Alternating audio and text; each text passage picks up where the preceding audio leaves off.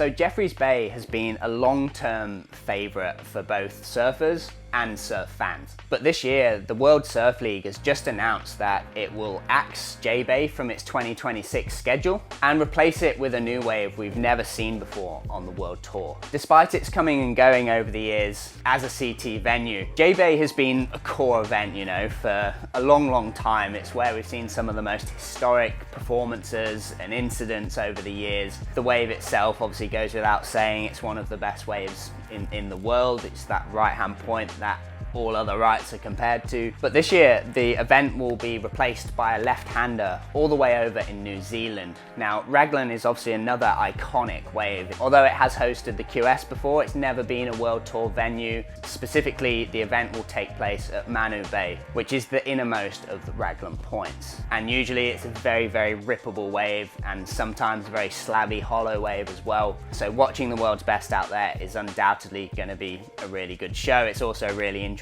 to see the world's best at a new break, because I feel like we haven't had that for a long time. The event is also taking place in May, which is a really good time for the west coast of New Zealand. It's when they get a lot of big long period swells, and it's where the winds are quite often still quite nice as well, so you've got a really good combination of conditions. So why has the WSL decided to do this? Well, like most things, rumour has it that it all comes down to money. You know, CT events cost a hell of a lot to run. We're talking millions of dollars. And although the cost of an event varies massively, J-Bay is one of the most expensive, and one of the main reasons for that is because it's basically really far away from everywhere. You know, most of the WSL staff has to come from America.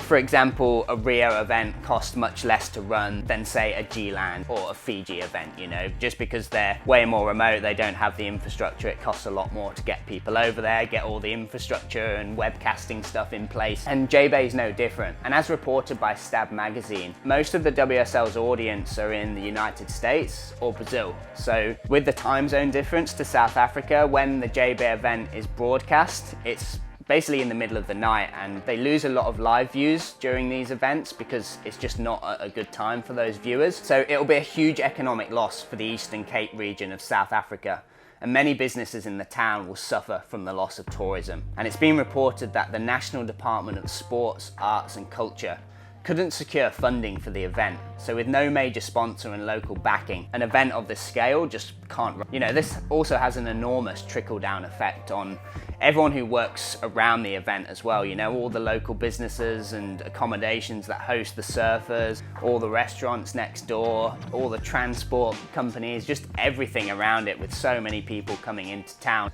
And this comes at a time where unemployment is high, particularly in the Eastern Cape. And yeah, there's also other rumours as well of politics and things involved with not having the event there, which I'm not going to get into in this video. If you guys heard any other rumours, let's throw some speculation down in the comments maybe. So while it's sad to lose an event and a wave as iconic as J-Bay, it's going to be really refreshing and really interesting to see a new wave like Manu on the CT schedule. I've spent a lot of time in New Zealand as well, so I'm looking forward to watching the world's best at a wave that I've surfed quite a lot. So let me know what you guys think of the venue switch down in the comments. For now, it's goodbye from me, and I'll see you in the next episode.